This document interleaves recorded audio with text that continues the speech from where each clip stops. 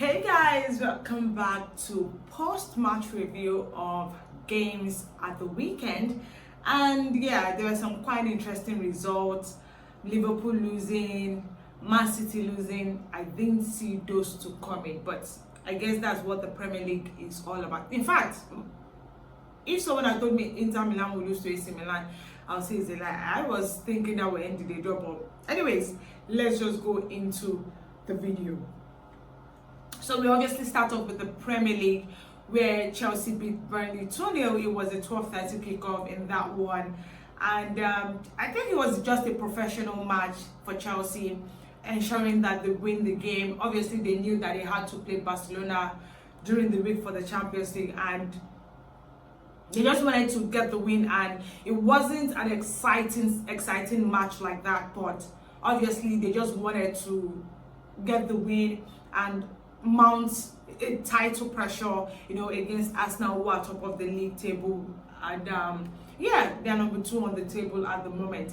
Enzo Fernandez getting a goal in that one, and Pedro Neto scoring the first goal. It was a good and I think very good performance from Chelsea. Yeah, 3 points in the bag, onto the next game. And then Liverpool losing 3-0 to Nottingham Forest. It was bad. That was really, really bad.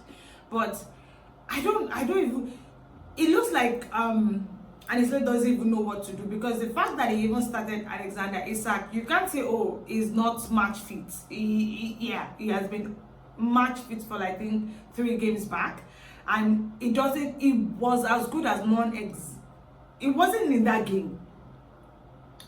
It wasn't in that game. The Isak that I know would have been everywhere. It wasn't in that game at all. Ekitike even mounted, a better performance than Isak, but yeah, I think they were just so unlucky. And then Newcastle were able to beat Manchester City 2-1. Abby Barnes scoring obviously the 2 goals. It was a very, very good performance. I think that's the first win for Newcastle in their last 9 or 8 games, especially in St. James's Park against Man City. Yeah, Eddie Howe was able to eventually do it, beat Pep Guardiola at St. James's Park. But yeah, I think it was deserved. Newcastle played a very, very good match, and the 3 points was definitely deserved.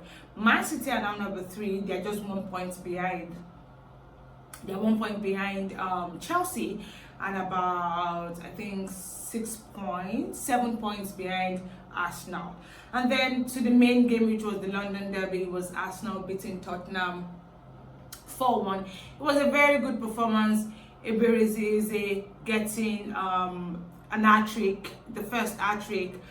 I'm quite impressed, I must say, with Arsenal, but they did concede a goal. It was a very, very amazing goal from Richarlison, a 35 yards goal. Like, it was crazy. Obviously, Raya was off his line, and you know what, he just tried it and it went in. Yeah, they conceded, but regardless, I think the 4 goals, Trossard scoring the first goal, it was a very beautiful one, and they remain top of the league with 29 points.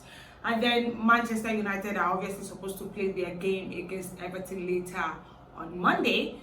The results regardless, but I think Monday games are always very exciting, especially if Everton is playing, because they always give whoever they're facing a tough time. And Manchester United have to return to winning ways, because their last 2 games has been a draw, so they definitely have to win their game.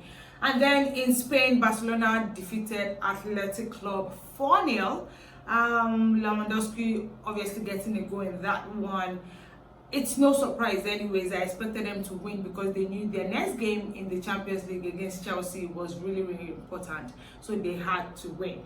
And then Atletico Madrid defeated Getafe 1-0 away from home. Yeah, they just needed to get results. Obviously, their game during the week was really, really important, so they had to get that over the line. And then Real Madrid played out a 2-2 draw against Elche. As I said, I don't know what it is with Real Madrid yet, but they know they can't even afford to lose any game right now. Yes, they're lucky to still be top of the league, but they're just 1 point difference from Barcelona, who are second on the table. So they have to be extremely careful. And then Napoli played out a 3-1 win over Atalanta. I did expect that one to end in a draw because of the way Napoli has been playing recently, but they did win the game 3-1, so it was a good one. Bayern Munich won their game. I'm not surprised here. I did say in my preview game that they were obviously going to win, and they won emphatically. 6-2 win against Freiburg. It's no surprise. And then Inter Milan losing to AC Milan. Obviously, San Siro is the home ground for both teams, but definitely the fact that Inter lost that game, they will be quite disappointed. But I do feel like